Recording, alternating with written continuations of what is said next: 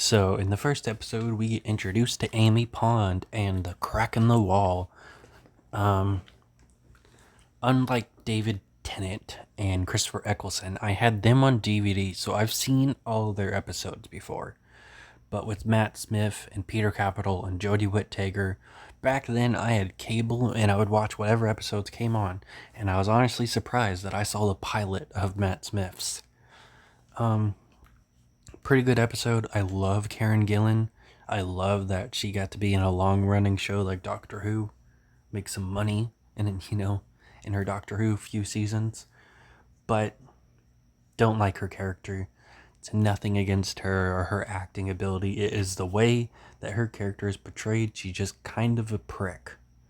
And one thing that I will talk about later, which Doctor Who didn't take seriously, which I'm honestly not surprised, which I'll talk about that later too.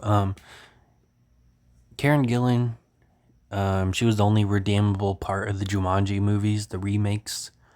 Those weren't very good. And she was really good in the Guardians of the Galaxy movies whenever they actually gave her something to do, especially in the sequel where she talks to Gamora about how she just wanted a sister. I love that scene. Pretty decent start to the series. The second episode kind of lost flat, in my opinion. It feels a lot like a previous episode, and I did love Matt Smith's speech and how he was about to do something terrible, even though he didn't want to, because of the way Amy Pond and others had reacted. But Amy ends up realizing that the doctor's wrong for once, and she takes a risk, and it turns out she was right. And the doctor doesn't have to kill the last of its creatures, a sea whale. Very, very cool episode, but honestly not much to it. It's just to give Amy more character development, which ends up being ruined not too long later. Victory of the Daleks is the third episode of the series, and it's pretty good. We have Winston Churchill for some reason as one of the Doctor's friends. Maybe that's something in Old Who, I don't know. Though I do have all of Old Who on my watch list on Tubi to eventually watch. I don't know when. I got so many shows and movies and stuff to watch. Don't know when I'll get to it, but I will get to it.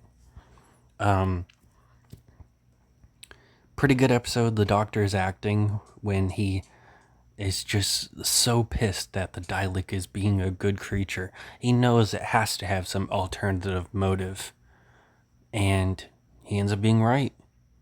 It made the person that created them and made it think that robot created the Daleks, that it was his own design, but they made him. Very cool episode. And I just will never get over the scene where he starts attacking the Dalek and demanding it to tell him what it wants. And then he ends up giving it what it wants. So he kind of fucked himself. The next one, they bring back the Weeping Angels, 2-parter, pretty fucking good. The guy that plays Batman in Titans is here. Did not expect that at all. He ends up dying in the second part. River's back. Amy is traumatized via the Weeping Angel, almost dies. And then, Doctor saves them like usual. Good 2-parter until she ends up sexually assaulting the Doctor. Which, gross, but Doctor Who, so far anyway, from season 1 through 5 that I've watched, does not take sexual assault to men very seriously. So I know this is something that not everybody can realize how and why they're different. With sexual harassment, it's when someone makes an unwanted sexual comment to you, like some random stranger saying, "Oh, I would love to rock the bed with you." That's sexual harassment. Rape is forcing any type of sex on somebody, and sexual assault is any unwanted advances like kissing someone on the mouth or touching their butt. And Amy kisses the doctor when he's repeatedly telling her no. Not once, but twice.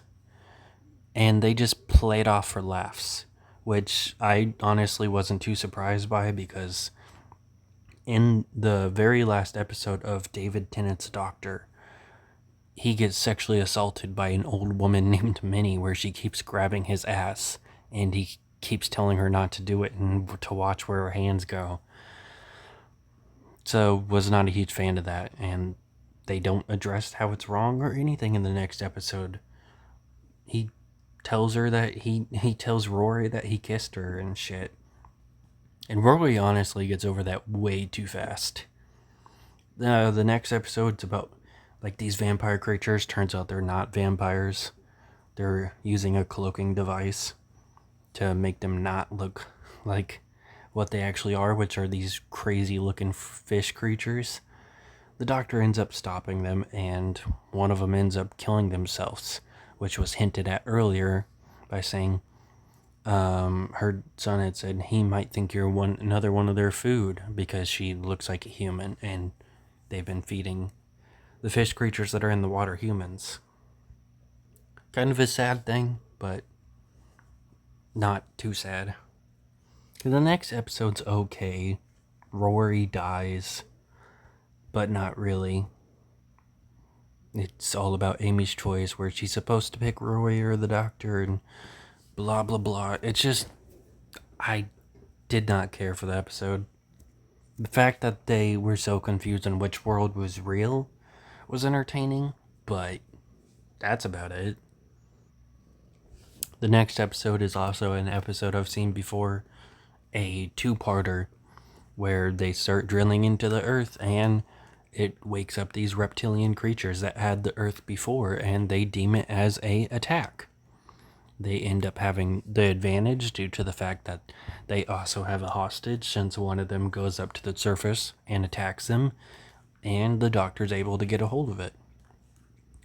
But because the mother has not only got her husband kidnapped via these reptilian creatures, has also now had her son kidnapped, of course she's a little bit on edge, ends up taking things a little bit too far and killing the alien.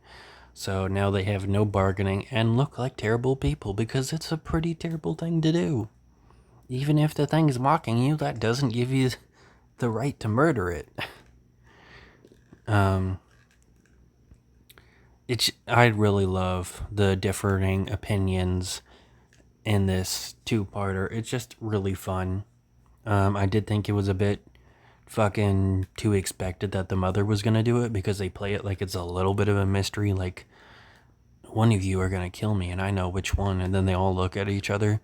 Like, I don't think Rory would have done it, neither the old man, since he's infected and kind of needs her help to figure out why that's happening to him. So pretty obvious she was gonna do it.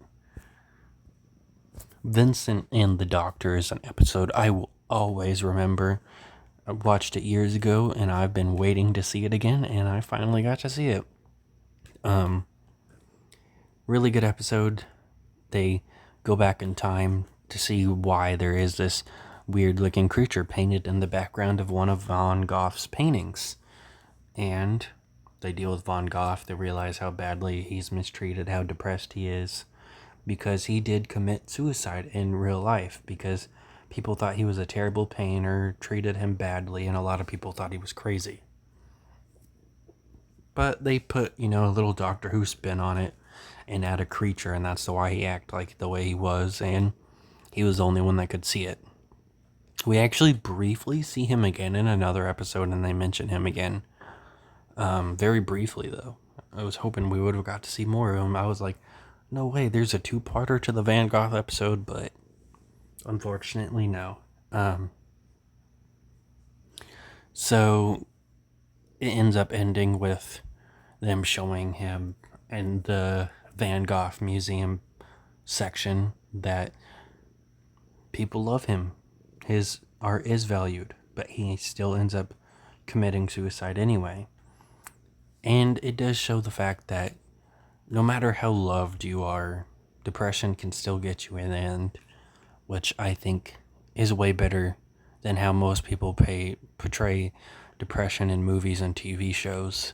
It's a very deteriorating disease that attacks you physically and emotionally.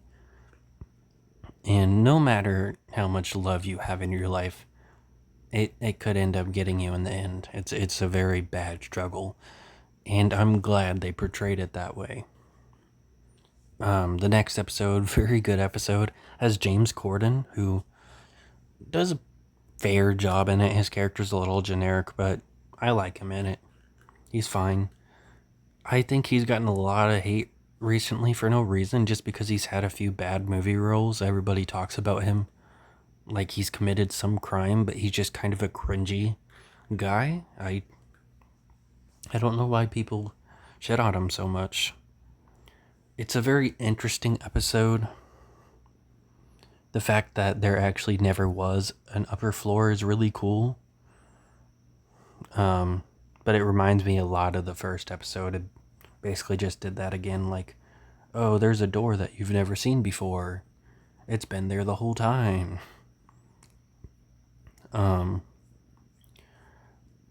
Really good episode, though. And now the next thing is a two-parter, which they use Amy to their advantage, like they do with a lot of companions. Like, oh, it was all about her all along. She's important. I've never been a big fan of that. It's not terrible, but yeah, she was the one that wrote the Pandora box time travel shit.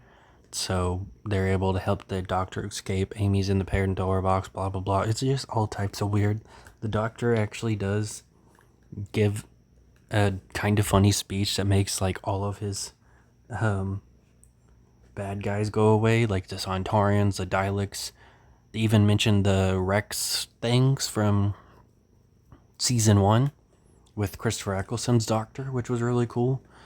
And we do see a creature that was only in one episode, where he was in the fucking episode that a kid wrote and won a Doctor Who fan contest for. That was in like the beginning of the episode that we know like nothing about. He's there too.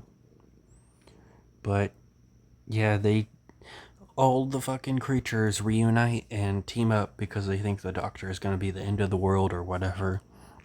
And they lock him up, but that ends up just making things worse.